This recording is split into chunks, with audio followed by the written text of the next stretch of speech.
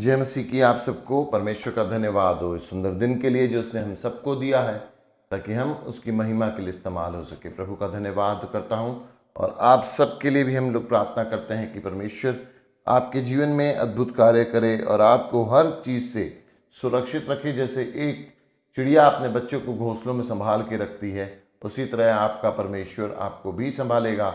उसके विश्वास कीजिए, उस पर समीप रहिए ताकि आप परमेश्वर की उस अद्भुत महिमा को जो परमेश्वर आपके जीवन में देना चाहता है आप देख सकें। तो आइए आज के वचन में चलते हैं। आज का वचन जो है वो शमूएल नबी की पुस्तक के पहले पाठ के 16 अध्याय का पहला वचन है। पहला शमूएल 16 का 1। यहोवा ने शमूएल से कहा, मैंने शाऊल को इस्राएल पर राज्य करने के लिए तुच्छ जाना है। तू कब तक उसके विषय विलाप करता रहेगा? अपने सींग में तेल भर चल। मैं तुझको बेथलेहम वासी यिशै के पास भेजता हूँ, क्योंकि मैंने उसके पुत्रों में से एक को राजा होने के लिए चुना है। प्रभु का यह अद्भुत वचन शमूएल नबी के पास पहुंचा जब वो बहुत परेशान था, जब उसका सबसे प्यारा जो शिष्य था शाऊल, वो राजा की पद से हटा दिया गया था। परमेश्वर ने उसे अयोग्य जाना और शमूएल बहुत दुखी था। शमूएल ऐसा दुखी था कि उसे लगता था कि इसी समय जमीन फटे और वो उसमें समा जाए। उसे कुछ नहीं समझ में आ रहा था, क्योंकि उसने अपने सारे जीवन का ध्येय मान लिया था कि शाऊल राजा बनेगा और सब कुछ परमेश्वर के राज्य के हिसाब से चलेगा। परंतु शाऊल ने गलती की, परमेश्वर के पीछे न चल पका और परमेश्वर ने शाऊल को राजा होने के लिए तुच्छ जाना, क्योंकि वह परमेश्वर की बात नहीं मानता था।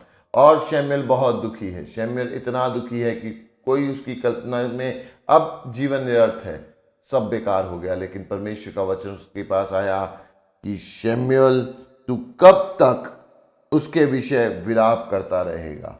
कई बार हमारे जीवन की परिस्थितियों में हम भी हमारे साथ हुई घटना, हमारे साथ हुए बुरे संबंध, हमारे साथ हुई चीज़ों के लिए विलाप करते रहते हैं।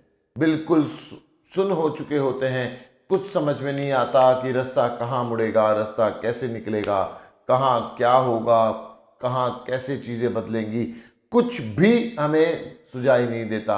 ऐसा लगता है अंधेरे कोठरी में बंद है और कोई दरवाज़ा नहीं है। ऐसा लगता है रास्ते पे चल रहे हैं, आगे दीवार है, अब कहाँ से रास्ता निकलेगा कुछ नहीं पता। लेकिन परमेश्वर का वचन कहता है, तू कब तक उस बातों को लेकर विलाप कर रहेगा?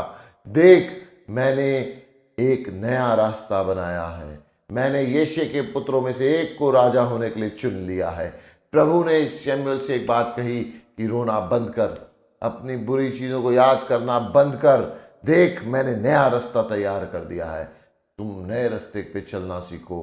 कब तक उन्हीं बातों के लिए विलाप करेंगे जो पीछे हो चुकी? आप अपनी पुरानी जिंदगी नहीं बदल सकते, आप आपके साथ हुई घटनाओं को नहीं बदल सकते, परंतु एक चीज आप कर सकते हो, जो परमेश्वर ने आगे रास्ता आपके सामने रख दिया है, उस पर विश्वास से आगे बढ़ चलिए, उस पर आगे चलिए। कोई मतलब नहीं है पुरानी बातों को लेकर रोते रहने का, कोई मतलब नहीं बचता कि केवल पुरानी बातों के बारे में सोचते रहने का कि क्यों नहीं हुआ, मैं बहुत परेशान हूँ, ऐसा होता तो वैसा हो जाता। आपसे ज़्यादा आपका खुदा जानता है कि उसे क्या करना है आपके जीवन में। इतना तो आप अपने बारे में नहीं सोचते जितना वो सोचता है। परंतु याद रखिए, जब तक आप विलाप करते रहेंगे, आपकी आंखें आने वाली चीज़ें नहीं देख सकती। आप वहीं फोकस होके फंस जाएंगे कि मेरे साथ ये क्यों हुआ, मैं कहाँ गलत, मेरा ये क्या हो गया, इसने ऐसे क्यों कर दिया, उसने वैसे क्यों कर दिया, ये परिस्थिति मेरे साथ क्यों हो गई, ऐसा ऐसा ऐसा। लेकिन परमेश्वर कहता है, कब तक विलाप करोगे?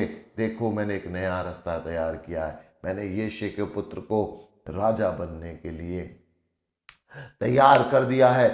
कुप्पी उठा और चल यिशै के पास। आपको परमेश्वर कहता है, इस परिस्थिति में जब आप बैठ गए हैं, उठिए, फिर से उठिए। परमेश्वर एक और चीज करने पर है।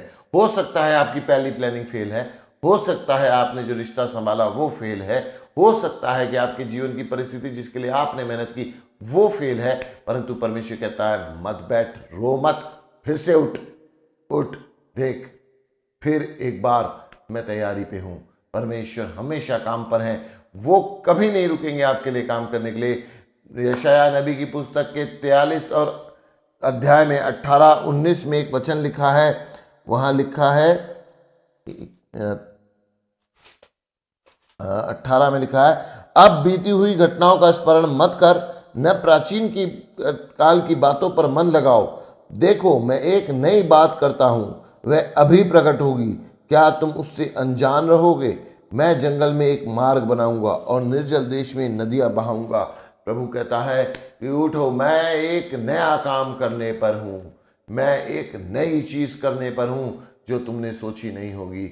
मैं सामर्थी हूं, मैं चीजें बदलना जानता हूं, मैं एक नया काम करने पर हूं। पुरानी घटनाओं को याद मत कीजिए, जो आपके साथ हो चुका उसे भूल जाइए। न पीढ़ियों के एक्सपीरियंस को याद कीजिए कि ऐसे होता है तो ऐसे हो जाएगा, ये होने से ये हो जाएगा। प्रभु पे भरोसा कीजिए। आपके सारे एक्सपीरियंस, आपके सारे अनुभव गलत साबित होने वाले हैं। आप सोचते हैं मेरे में इतना बल नहीं है, ये कार्य मुझसे न होगा, मेरे पास ये काबिलियत नहीं है, मुझसे नहीं होगा, मैं तो इस जाति में पैदा हुआ, ये मुझसे नहीं होगा, मैं तो जयपुर में रहता हूँ या कहीं भी रहता हूँ, ये मुझसे न होगा, मेरे इतने कॉन्टैक्ट्स नहीं हैं, मैं ये नहीं कर सकता, मेरे पास ये साधन नहीं है, मैं ये नहीं कर सकता। प्रभु कहता है मैं सामर्थी हूँ, देख मैं नई बात करने पर हूँ, मैं बिल्कुल कुछ नया करने पर हूँ जो तुमने सोचा नहीं है, तुम्हारे लिए नया है। प्राचीन काल के जितने अनुभव हैं, चाहे आपके पुरखों के, चाहे आपके आस पड़ोस के, उन्हें मत याद कीजिए, मत सोचिए इसने ऐसा किया था खराब हो गया, इसने भी तो ऐसा किया था खराब हो गया। आप याद रखिए परमेश्वर कुछ नया करने पर है, वो अद्भुत रूप से चीज़ों को बदलने पर है। और वो कहता है देखो मैं एक नई बात करता हूं, वह अभी प्रकट होगी, क्या तुम उससे अनजान रहोगे? प्रभु कहता है मैं अब भी कुछ नया कर रहा हूं, अब भी मेरी बातें प्रकट होंगी, क्या तुम उससे अनजान रहोगे? मैं निर्जल देश में नदियां बहाऊंगा, मैं सब कुछ बदल दूंगा, लेकिन क्या तुम उससे अनजान रहोगे? आपको पता है आप कैसे अनजान रहते हैं? आप अनजान रहते हैं जब आपकी आंखें उस कार्य को देखने को तैयार नहीं है जो प्रभु कर रहा है। आपकी आंखें अपने विलाप को देखने को तैयार है, आपकी आंखें उसको देखने को तैयार है जो आपने खो दिया है, आपकी आंखें उसको देखने को तैयार है जो आपके साथ बुरा हुआ है। आपकी आंखें आगे देखने को तैयार ही नहीं है, आपकी आंखें आगे देखने को तैयार नहीं, आपकी आंखें केवल वहां हैं जो मेरे साथ किया गया, जो मेरे साथ हुआ, जो घटनाएं घटी, जो चीजें मेरे आसपास खराब हैं। प्रभु कहता है इन्हें देखना बंद करो, तुम वहां देखो जहां मैं देख रहा हूं, तुम वो देखो जो मैं देख रहा हूं। मैं तुम्हारे लिए एक बढ़िया चीज देख रहा हूं, एक नया, ये नया रिश्ता हो सकता है, ये नया काम हो सकता है, ये एक नई शुरुआत हो सकती है। लेकिन प्रभु कहता है क्या तुम उससे अनजान रहोगे? यदि हम शमूएल की तरह रोते रहेंगे अपनी पुरानी बातों को लेकर, उस बातों को लेकर जिस पर हमारा बस नहीं चलता, जिन बातों को लेकर हम निकल चुके हैं बाहर, अब हम उसे बदल नहीं सकते, तो हम क्या उसी को लेकर रोते रहेंगे? और अगर हम उसी को लेकर रोते रहेंगे तो आप यकीन मानिए आप नया नहीं देखेंगे, आप नया नहीं देखेंगे। भले आप जीवन भर इंतजार करते रहिए और प्रार्थना करते रहिए कि मैं नया देखूं, मेरे लिए नया हो जाए। प्रभु कहते हैं पहले तो अपनी आंखें फेरो, क्या तुम उससे अनजान रहोगे जो मैं करने पर हूं? प्राचीन कालों की बातों पे मन लगाएंगे, अपनी पुरानी स्मृतियों में ही गुम रहेंगे, रोज अपने आप को और दुनिया को दोष देते फिरेंगे, इसने क्यों किया, ऐसा क्यों हुआ, ये क्यों हुआ, वो क्यों हुआ। प्रभु कहता नहीं, नए बच्चा नई बातों पे ध्यान लगा। बाइबल कहती है तुम नई सृष्टि हो, पुरानी बातें बीत गई, जो पुराना था खत्म, अब सब कुछ नया है। तो नए में जिए तो परमेश्वर आपके जीवन में अद्भुत कार्य करेंगे। मैं धन्यवाद देता हूं प्रभु के सामर्थी वचन के लिए जो वो अद्भुत रूप से प्रकट करता है। याद रखिए प्रियो, अपनी पुरानी स्मृतियों को धो डालिए और प्रभु पे आशा रखिए। प्रभु आशा है वो सब कुछ पूरा करेगा आपके लिए। धन्यवाद हो प्रभु। हम सब के लिए प्रार्थना करते हैं कि जिसके जीवन में जो घटा वो सब वहां से हटने पाए प्रभु, और तेरी नई उम्मीद, नई आशा हर एक के जीवन में कार्य करे, क्योंकि हम जानते हैं खुदाबंद कि तू नया रास्ता तैयार करता है। वचन कहता है जब एक दरवाजा बंद होता है वो 7 खोलता है, ये उसका तरीका है। आप विश्वास कीजिए कि परमेश्वर किस तरह से आपके जीवन में काम करेगा, और मुझे यकीन है मेरा खुदा, आपका खुदा, मेरा पिता, आपका पिता हम किसी को शर्मिंदा नहीं होने देगा। धन्यवाद देते हैं प्रभु इस वचन के लिए जो तूने दिया प्रभु। इन सबके जीवनों में तू कार्य कर, जहां तक ये वचन जाता है प्रभु वहां तेरी आशा प्रकट होने पाए, और तू उनके जीवनों को बदल डाल प्रभु, ताकि परमेश्वर हर जन तेरे प्यार को समझ पाए, तेरे अनुग्रह को समझ पाए। यीशु मसीह के नाम से दुआ को मांगते हैं, आमीन।